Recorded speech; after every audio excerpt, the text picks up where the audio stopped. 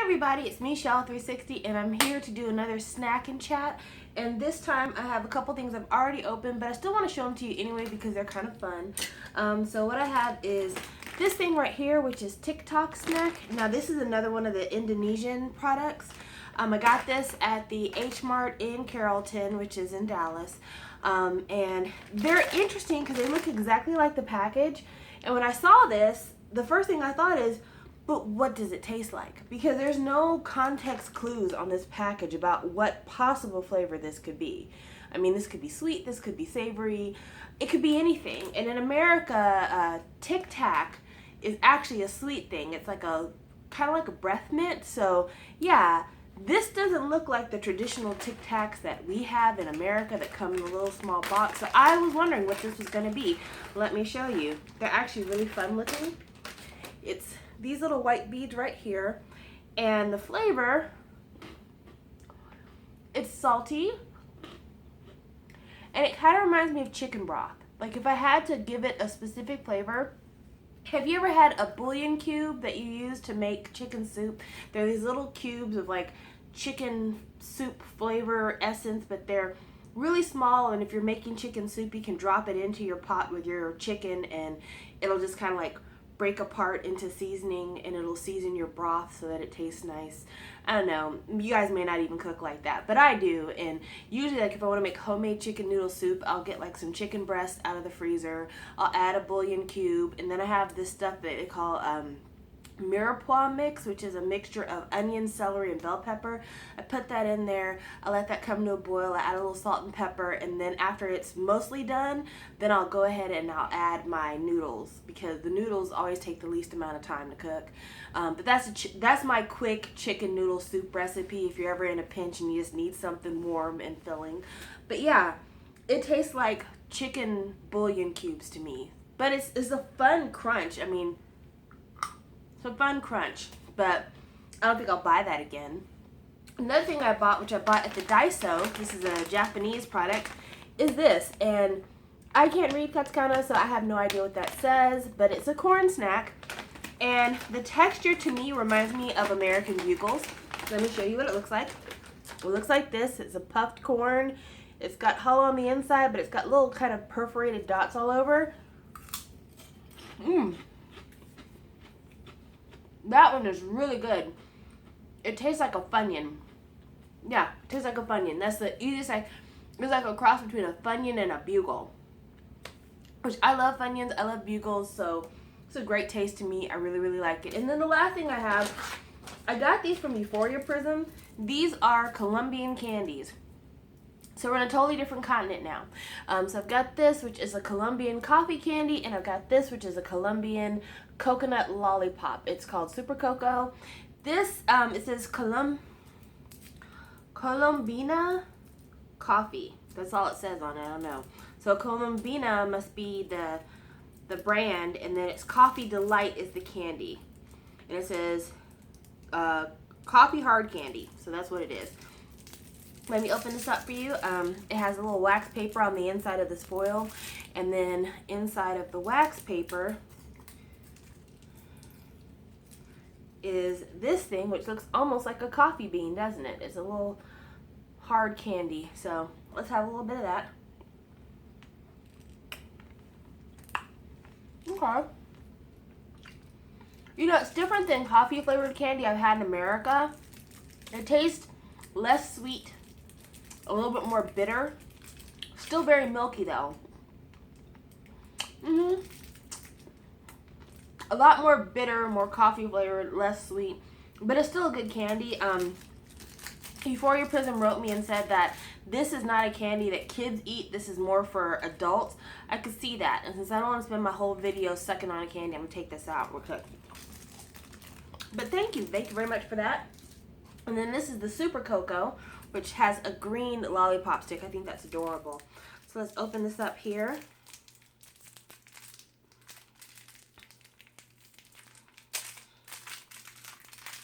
Oh wow, look at that. It looks kind of like a coconut shell, doesn't it? Ha, that is really cool. Okay, and I don't know what the ingredients are on here, so I have no idea. But it says El Bon Bon con mucho coco. So it's a lollipop with lots of cocoa. Let's try this out. The outside of the lollipop is kind of soft, so you can chew it off a little bit.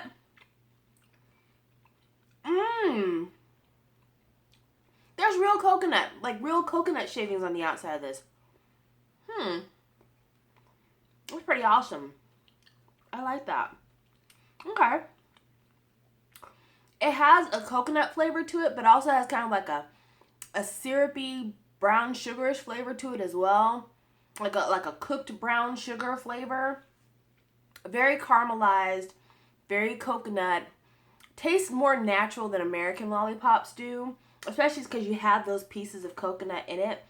But because it tastes more natural, you feel like it's a little bit healthier than an American lollipop, but it's still got the sweetness. It's just got a more rich, brown, sugary, syrupy sweetness. I like this. That's good too. All right. So those are all the snacks I have. Now let's talk about the chat. Today's chat is about what happened to me over the last week and why I've been kind of lax about doing another snack chat video because I've just been dealing with some things. On the 9th of March, I got my car ran into by a truck that was pulling a trailer. It was one of the scariest experiences of my life. I was traveling on 635, which is considered LBJ Freeway in Dallas, and I was just past the Town East exit, just past I-30. I had just driven under it, and the traffic had been like back to back to back up until the point that I got to the area near where I got hit, and then all of a sudden the traffic kind of like dissipated, like the congestion let up. So I didn't have any cars in front of me because the traffic had just started to kind of break up, so the cars that were in front of me had kind of gotten more leg room to grow. I had some cars beside me, but basically, you know, I was being cautious because it was a really rainy day. It had rained really hard the night before, and it was still kind of like foggy, misty that day. I'm driving on the rightmost lane, minding my business, trying to be cautious because I need to be, and all of a sudden, out of nowhere, I see the nose of a truck crossing the lanes in my peripheral and headed right for me. Like this is my car, and then this is the truck coming up. Well, I guess, I'm sorry, I think it might be opposite. Like, this is my car, and this is the truck going this way. Well, anyway, I slowed down as much as I could to try to let the truck pass me because I didn't want to run right into the truck or have the truck T-bone me. And it ended up being that the truck had a trailer, and I ended up hitting the truck, or the truck hit me actually. It hit me on the driver's side, right where the back driver wheel was for the truck, and then the trailer ran into my back driver's side door. It totally fucked up the whole driver's side of my car, like from front to back, tail to tip, everywhere. It actually twisted my front tire completely, so I couldn't drive my car. And where I live in Texas, I live in a place called Tyler, which is about 100 miles away from where my accident took place. Couldn't drive my car. Did not know how I was going to get home. I had to call my insurance company, and they had to get a record to tow my car. I had some family in Dallas that were able to drive me back home, and then I got a bill from the insurance company saying that it was going to cost $4,200 to fix my car. Now, luckily, I wasn't at fault for the accident, so my insurance company is going to cover the damages, and the hope is that the person who hit me, once the police report comes out, their insurance company will have to pay my insurance company back for my costs. But I have to pay a deductible, and the deductible on my car insurance claims, like my collision insurance, is $500. So yeah, that pretty much zapped all of my fun money for like the next 2 months. I don't know if I'll be buying any K-pop. I'll probably end up selling some K-pop because I'm so sad about that. $500. And then I was talking to the insurance company, and the insurance company said that because I went through them instead of going through the insurance of the guy who hit me, because right now there's a dispute about which guy actually caused the accident. The truck that hit me said that they got hit by another truck which pushed them into me. Right now it's not really clear what the truth is, but because I didn't go through their insurance, chances are, if their insurance company pays my insurance company, I'm going to have to approach them separately to get them to pay for my deductible. So I might not get paid back for my $500 at all. Or if I do, it might be a long time before I'm able to be paid back. So yeah, I'm not happy with this whole situation. It really sucks. It really sucks. It put a damper on my time because I had taken a couple of days off to go try to visit family, hang out, do some things, because from here on out, like, I'll be pretty busy working because a lot of people take time off for Easter, and I usually try to fill in on those holidays to get a little extra money to be able to indulge in my passions and my hobbies. But yeah, that is just not even on the table right now, and it sucks. I mean, definitely I feel blessed in that I'm not hurt, and none of the people involved in the accident were hurt. None of us. We all walked away, not a scratch on us. But at the same time, you know, it still sucks that my car is going to be out of commission for 10 days, and not like 10 calendar days, but 10 working days. They're going to start work this coming Monday, which is tomorrow, and it will be 10 working days before my car is actually done from the shop. So, ugh, the worst. The worst. But that's what's been going on with me, which is why I've been kind of lax with the chat and snack videos. And then for those of you who watch my drama reviews, just so you know, the Drama Club, we are starting with Descendants of the Sun. Descendants of the Sun has already been out for 6 episodes. 7 and 8 will be airing this week. I am watching it on Viki, Viki.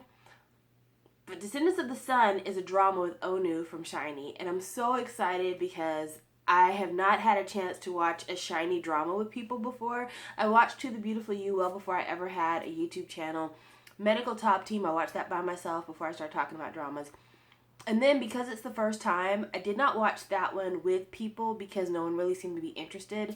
But yeah, this is the first time I'm going to get to do like a big drama featuring somebody from SHINee with the Drama Club, and I'm so excited. And the drama, so far from what I've watched, it's a pretty decent drama. So if you're thinking about getting started with one, it's an interesting premise. It has to do with soldiers and doctors serving overseas. So the drama, actually, it has Korean actors, but it doesn't take place in Korea. It takes place in an area, I think in Russia or Afghanistan. It's a place called Urk. I don't know if this is a made up place or not, but anyway, it doesn't take place in Korea. They're in another country completely.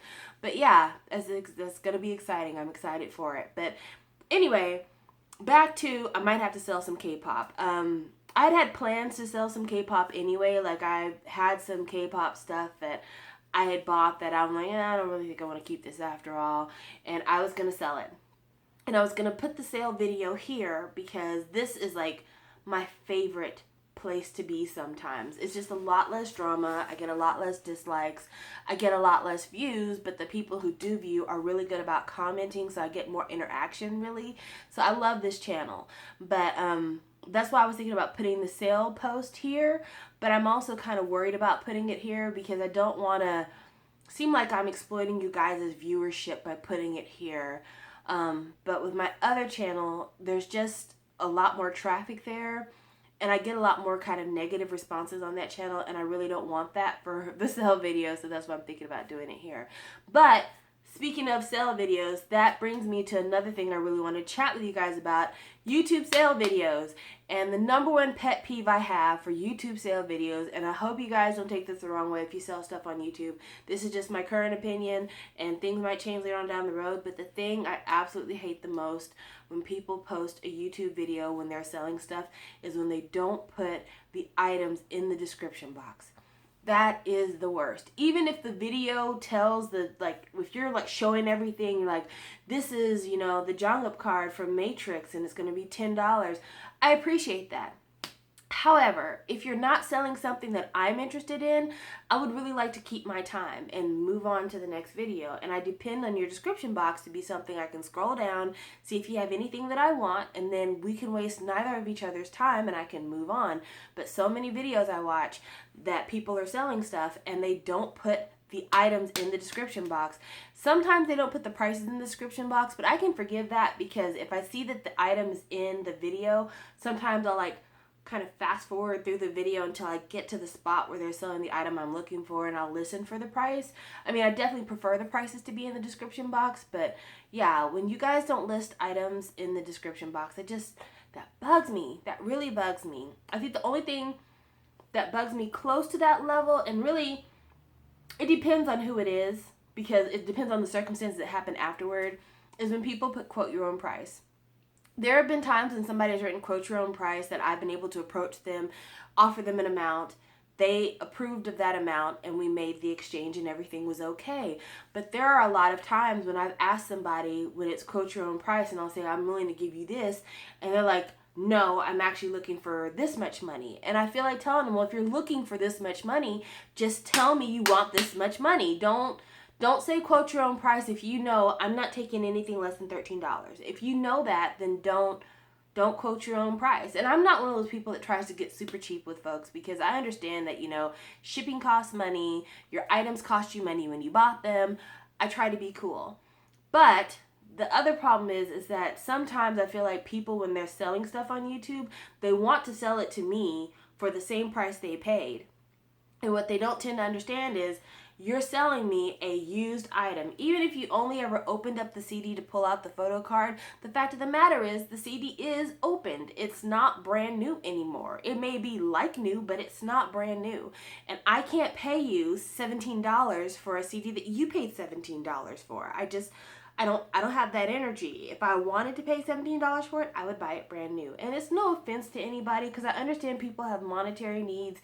They need to be able to get some of their money back. Maybe you made a mistake and you ordered 2 of something. And if you're offering something that's brand new, I totally get you wanting your money. Like, if you're like, I haven't even opened it, it's still in the plastic, the photo card's in there, I ordered 2 of them, or one came in and it was a little bit messed up and I got another one, or my friend gave me one for my birthday and I already owned one. That kind of stuff I totally get. But yeah, quote your own price. I don't want to insult you by not offering you enough money, but at the same time, I don't want you to reject my quote because you're looking for a ton of money, because that's not going to work for either one of us.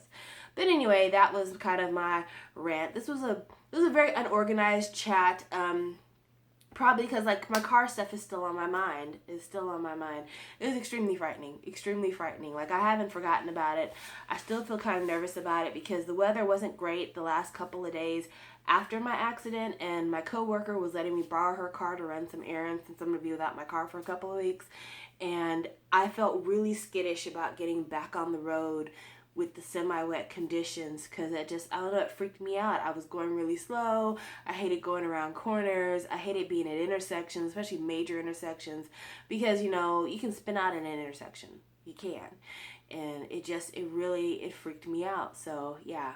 I'll be better. I just got to get over it. It might take me a couple of weeks, but by then I'll have my car and I think it'll be okay. But that's all, and I hope you guys didn't mind this video. Thank you for letting me vent. I will talk to you later. Bye.